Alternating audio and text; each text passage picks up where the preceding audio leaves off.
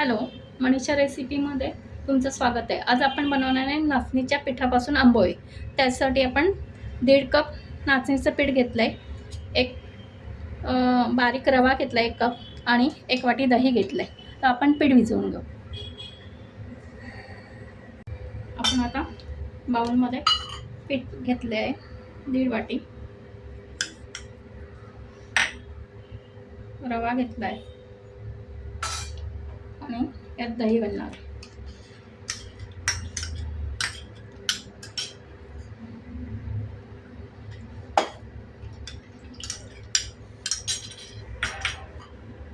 आणि मीठ टाकणार आहोत चवीनुसार आणि हे चांगलं मिक्सरच्या साहाय्याने मिक्स करून घेणार. आपण याच्या गाठी होऊ नये म्हणून थोडं थोडं पाणी टाकत असं मिक्स करून घेणार आहे.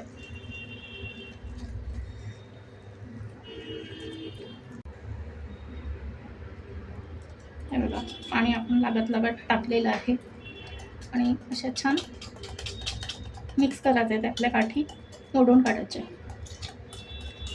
एकजीव करायचं आहे मिश्रण.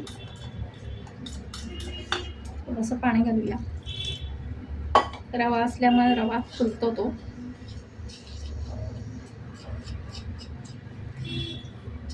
किंवा या स्टेज तुम्हाला नसेल करायची तर तुम्ही डायरेक्ट मिक्सरमध्ये सुद्धा बारीक करून घेऊ शकता. हे पिठावर आपण झाकण ठेवून 15 मिनिटं रेस्ट करायला ठेवूया.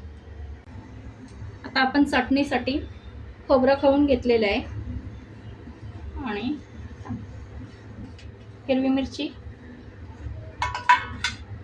कोथिंबीर घातली भरपूर, 3 हिरव्या मिरच्या, आलं घातलं आहे, 1 लसणाची पाकळी आणि कैरी कापून घातलेली आहे आपण 2. कैरीची आपण चटणी करणार आहोत. उन्हाळ्यात कैरी खावी आंबटपणासाठी, शरीराची उष्णता कमी होते. जिरं, साखर घातली आहे, जिरं घातलं आहे आणि चवीप्रमाणे मीठ. नागली ही उन्हाळ्यात चांगली असते, शरीराला गारवा मिळण्यासाठी नागली पण आपल्या आहारात उपयोग करावा नागलीचा. थोडंसं पाणी घालून बारीक वाटून घेणार. आता आपण कैरीची चटणी केलेली आहे, बघा किती सुंदर झाली आणि चवीला पण अप्रतिम लागते. आपण त्याला आता फोडणी घालून घेऊया. आपण तेल तापत ठेवले आहे फोडणीसाठी. मोहरी घालूया,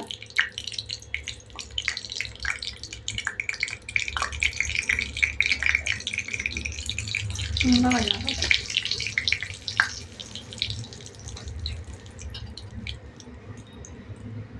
आणि जिरं घालूया.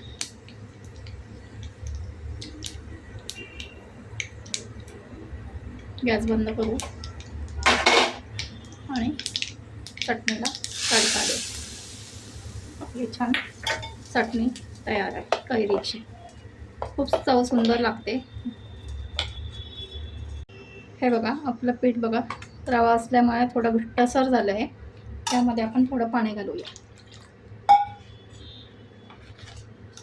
चांगलं हलवून घेऊया.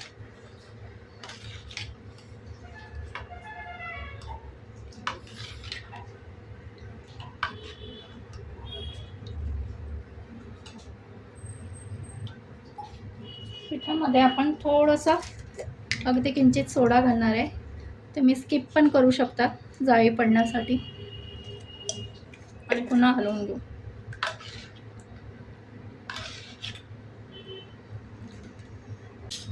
आपण गॅसवर तवा ठेवला आहे आणि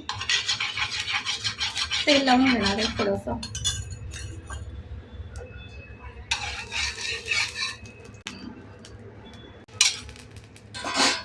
आता आपण नाचणीचं पीठ टाकू.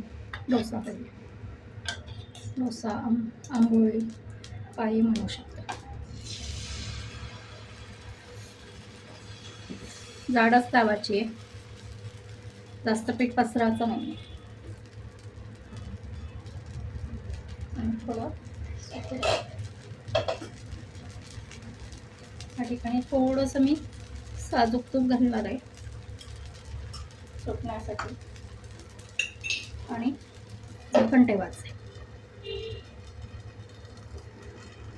आता आपण झाकण काढून घेऊ. हे बघा छान जाळी पडली आपल्या डोश्याला, आंबोळीला.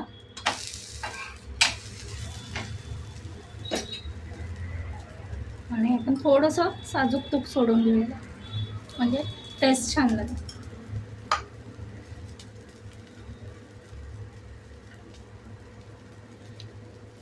नाचणी पौष्टिक आणि उन्हाळ्यामध्ये आपल्या शरीरासाठी छान असते, गारवा देण्यासाठी.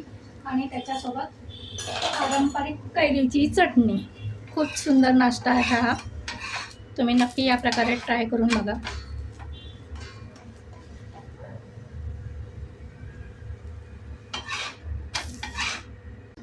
आता आपण परत एक आंबोळी लावून घेऊ. बघू, जास्त मोठं नाही करायचं आहे, त्याच प्रकारे करून घ्यायचं. साईडने तूप सोडून घेऊ आणि झाकण ठेवूया. आता आपण काढून घेऊ आणि याच्यावर आपण साजूक तूप घालणार आहोत, त्यामुळे तो मऊसूत होतो, कोरडा नाही होत. किती सुंदर आंबोळ्या नाचणीच्या तयार झालेल्या आहेत. तुम्ही या प्रकारे हेवी छान नाश्ता करा.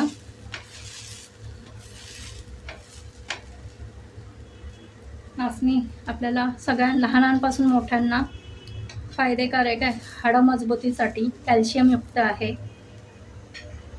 तुम्ही असे घावणे, नाचणीची इडली, डोसे हे प्रकार करू शकतात.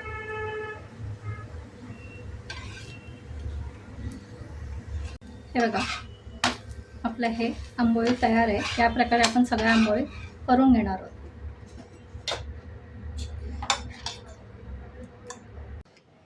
आपले नाचणीचे आंबोळी आणि कैरीची चटणी तयार आहे. या प्रकारे तुम्ही नक्की ट्राय करा. खूप अप्रतिम कैरीची चटणीची चव आहे. आणि डोसे पण हे आंबोळी पण खूप छान होतात. हेल्दी आहे, पौष्टिक आहे. रेसिपी आवडल्यास लाईक, शेअर आणि सबस्क्राईब करा. धन्यवाद.